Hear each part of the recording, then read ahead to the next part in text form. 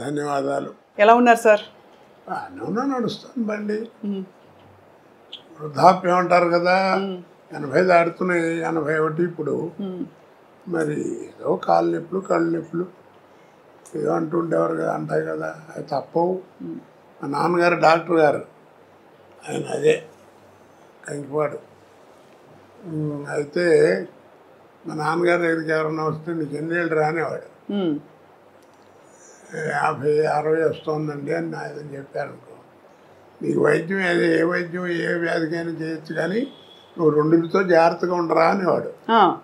ఏమిటారా అంటే ఒకటి కళ్ళు 2 కాళ్ళు, ఆ 2 జాగ్రత్తగా ఉంటే నీ పని నువ్వు చేసుకోవచ్చు అని, ఎవరి మీద ఆధారపడకుండా. అవును, అది అలాగా. మీ డైలాగ్ ఒకటి ఎప్పుడు వెంటాడుతుంటుంది సార్, జిస్కే పాస్ పవర్ హోతే హై ఉస్కా రైట్ బి రాంగ్ బి రైట్ హోతా హై. గుర్తుందా సార్ ఈ డైలాగ్? ఏ సినిమాలో? సర్కార్. అది అమితాబ్ బచ్చన్ గారు ఎలాంటి ఆర్టిస్టు, ఎంత గొప్పవాడో మీ అందరికీ తెలిసిన విషయం. నేను చెబితే ఎగతాళిగా కూడా ఉంటుంది. అలాంటి ఆయనతో యాక్ట్ చేయడం అనేది సహజంగా ఎవరికైనా అదృష్టమే. అయితే ఫస్ట్ డైలాగు రామ్ గోపాల్ వర్మ గారు ఆయన ముఖం మీద ముఖం పెట్టి డైలాగ్ చెప్పి క్లోజ్ పెట్టారు. సరే నేను డైలాగ్ కడక్కని చెప్పించాను, సింగిల్ టేక్ ఓకే అయిపోయింది. రాముజీ అన్నాడు ఆయన, అమిత్జీ అంటూ వచ్చాడు ఆయన. Perfect selection for this character sir, are you from stage అన్నాడు నేను. అంటేను నేను I acted on the stage for 25 years. Yes, that potentiality I am seeing you. అనగానే వాళ్ళ అబ్బాయి కూడా అక్కడ ఉన్నాడు, ఏదో ఫోన్ మాడుతూ పక్కకి. అమీన్ అన్నాడు, అప్ప అని వచ్చాడు. Is mister Srinivasarao from Hyderabad.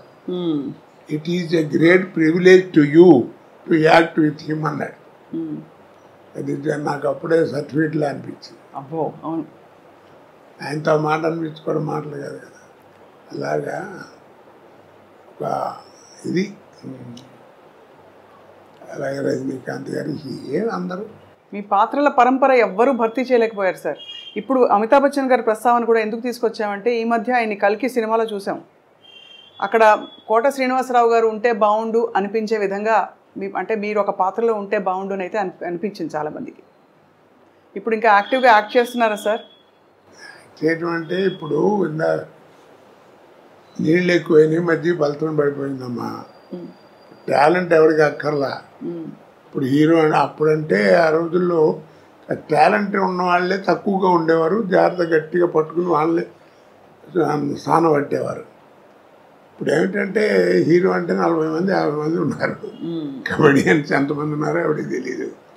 అలాగా ఎవరిని చెప్పలేకపోతున్నాం. ఒక పద్ధతి పాడు ఏం కనపట్లా. ఇప్పుడు సినిమా ఎక్కడ లేదు, అంతా సర్కస్.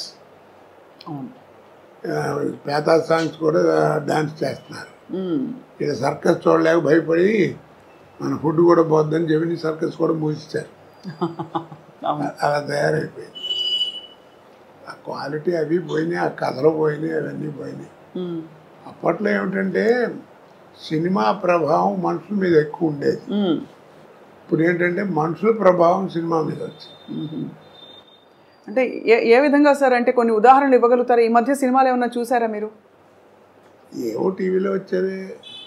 ఇప్పుడు నేను కనీసం నాతో 100-110 సినిమాలు చేయించుంటారే పొలిటికల్ క్యారెక్టర్లో. మరి ఏది కోట శ్రీనివాసరావు బోర్ కొట్టాడని అనలా. అది ఎక్కడి నుంచి వచ్చింది అంత నాకు ఎక్కడి నుంచి వచ్చింది అబ్జర్వేషన్. ఇప్పుడు టీవీలో మాట్లాడటం, బయట మాట్లాడటం చూస్తున్నాం కదా. ఆ రోజుల్లో అలా ఉండేది కాదు. ఆ రోజుల్లో కైకాల సత్యనారాయణ గారి దాకా వాళ్ళకి ఏంటంటే 5 రకాల సినిమాలే ఉండేవి. సాంఘికం, పౌరాణికం, జానపదం, చారిత్రాత్మకం, కౌబాయ్. 5 సినిమాలు.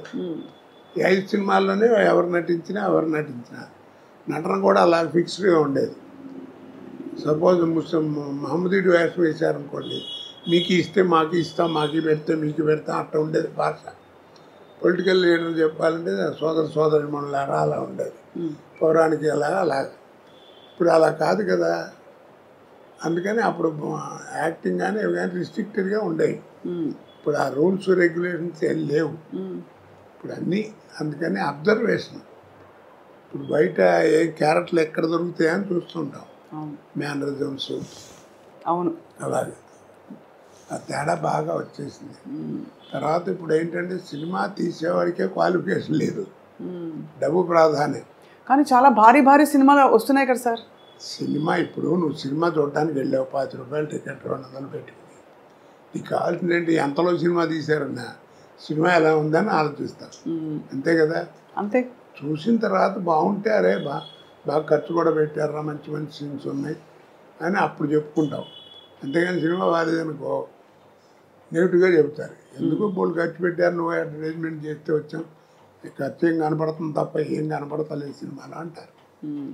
అలా ఉంటుంది. మరి మొత్తం మీద సార్ అంత బిజీ నటనా జీవితం నుంచి మీరు రంగస్థలంతో పాటు మీకు రేడియో అనుభవం ఉంది, అన్ని పాత్రలు వేసిన తర్వాత ఇప్పుడు మీకు నటనకి దూరంగా ఉండడం అన్నది కొంత బాధ కలిగిస్తుందా, లేక హాయిగా జీవితం ఇలా బాగుందనిపిస్తుందా? ఇప్పుడు బాధ కదండి, అంటే తోచదు. ఫస్ట్ పాయింట్, రోజు 100-150 మంది మధ్యలో యాక్ట్ చేయడం కదా. ఇప్పుడు ఏంటంటే ఒంటరిగా ఇంటి దగ్గర కూర్చోవడం, నేను మా ఆవిడే లేకపోతే మా కోడలు మా మనవాళ్ళు ఏదైనా కాలేజీ నుంచి వస్తే వాళ్ళతో ఒక 5 నిమిషాలు మాట్లాడటం. పుట్టేప్పుడు అంతా ఇట్లా కూర్చోవడమే కదా. ఇక్కడో ఇంట్లోనో లేకపోతే ఎక్కడో అక్కడ ఫోటోలు చూసుకుంటే అవి చూసుకుంటే అంతే. ఇక బోర్ కాదు, పిచ్చెక్కిపోతుంది. అంటే నాకు అప్పుడప్పుడు అనిపిస్తుంది, నేను జీవితంలో 2 బాగా కోల్పోయాను. నాకు మళ్ళీ బిజీ అయిన వాడు ఎవరైనా అంతే. ఒకటి ఏంటంటే ఫ్యామిలీ లైఫ్, పిల్లలు ఆ ఎంజాయ్మెంట్, వాళ్ళని చదివించుకోవడం చేయటం, వాళ్ళతో తిరగడం, కాస్త షాపింగ్ బట్టలు కొనటం, ఇవన్నీ అవన్నీ పోయినాయి, అసలు దూరం అయిపోయాను. 2 జనరల్ నాలెడ్జ్. అవును, ఎంతసేపు ఆ కెమెరా యాక్షన్ ఇవే తప్ప ప్రపంచం బయట ఏం జరుగుతుందో కూడా తెలియదు. అవన్నీ పికప్ అవ్వాలంటే చాలా కష్టం. సో అలా మీరు మీ స్నేహితుల్ని కూడా బాగా మిస్ అవుతూ ఉంటుంటారు. అంటే సినీ పరిశ్రమలో మీకు బాబు మోహన్ గారు, బ్రహ్మానందం గారు, మీరందరూ బాగా దగ్గర కదా సార్? బాగా క్లోజ్. నాతో అందరూ అలాగే ఉంటారమ్మా. ఎందుకంటే నేను ఎవరితో ఏం కాంట్రవర్సీ లేదు, నాకు పోలేదు నేను పడతాను. అందరూ అంటారు ఏదో అని, అందరూ కావాలని కూర్చొని కామెడీ చెప్పించుకుంటారు. సినిమాల మీద జోకులు చెప్తుందంటే వాళ్ళు చెప్పించుకుంటారు. అందుకనే 40 సంవత్సరాలు బతకగలిగాయి.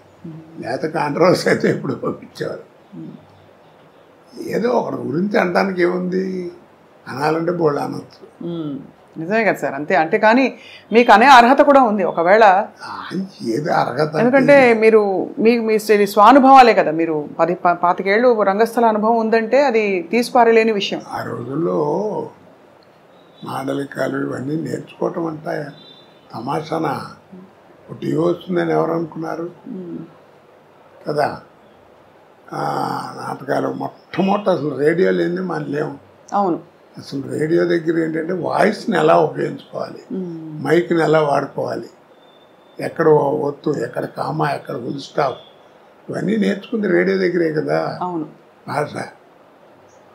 కాబట్టి అక్కడ అది పునాది రాయి. తర్వాత ఈరోజు పురోగతికి అదే పునాది రాయి. తర్వాత టీవీ వచ్చేవాడికి ఏమైపోయిందంటే మాకే థ్రిల్, నాకే. ప్రతివాడు ఫీల్ అవుతారు అది నటుడు. ఎందుకంటే నాటకాలు అంటే ఫోటోలు ఉంటాయి, ఇలా పెట్టిన ఒక యాక్షన్ ఫోటో ఉంటుంది, అలా ఉంటే అలా ఉంటుంది స్టడీగా. కానీ మనం నడిస్తే ఎట్లా ఉంటాం, మాట్లాడితే ఎట్లా ఉంటాం, అది ఎవరికి తెలియదు. మొట్టమొదటి నేను ఫీల్ అయింది నా లైఫ్లో, నేను ఎక్స్ప్లెయిన్ చేయలేను థ్రిల్ ఏంటంటే 2 నిమిషాలు. గోవింద్ చౌదరి అని టీవీలో ఉండేవాడు, ప్రొడ్యూసరు. ఆయన రికార్డ్ చేసి ఫస్ట్ డే పండగ వచ్చింది నాటిక. అదే నాటిక ఫస్ట్ రేడియోలో టీవీలో నా తెలుగు నాటకం ప్రదర్శించబడటం అదే. ఆ రికార్డ్ చేసి రే ఒకసారి చూసుకోండి వస్తుంది ఇప్పుడు అని చూపిస్తున్నాను చూపించాడు. పెద్ద యాంగ్షస్ ఏంటంటే నా బొమ్మ ఎప్పుడు వస్తే ఎప్పుడు వస్తాను అంటే మనం నడిస్తే ఎట్లా ఉంటాం, మాట్లాడితే ఎట్లా ఉంటాం, ఎలా చూస్తే అసలు తెలియదు కదా. చూసుకుంటే ఆ 2 నిమిషాలు అసలు ఇక ఎవరిని చూసేది కళ్ళము నీళ్ళు వచ్చేసింది నాకు. అదొక అదృష్టం కదా. అవును అవును అవును. ఆ రోజుల్లో అదేది.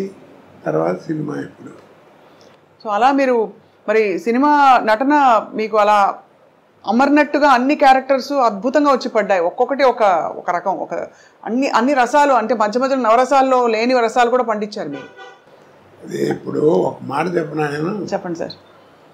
ఆర్ట్ అనేది ఒకటి ఇచ్చేది కాదు, ఒకటి పెట్టేది కాదు. వస్తుందా కొంత అబ్బాయిలు నీకు శరీరంలో శారీరకంగా అంటారే, నీకు ఒరిజినల్గా వస్తూ ఉండాలి. కోట శ్రీనివాసరావు ఇప్పుడు ఇవన్నీ చూశారు, ఒకసారి దివాయి అన్ని ఫోటోలు. ఇప్పుడు ఇవన్నీ చూస్తే ఏమవుతుంది, మీకు ఆశ్చర్యం వేస్తుంది ఎలా చేశాడు ఏంటి. అవును, చాలా సార్. ఇన్ని పాత్రలు, పద్మశ్రీ దాకా ఇవన్నీ. దీనికి ఒక చక్కగా చెప్తాను.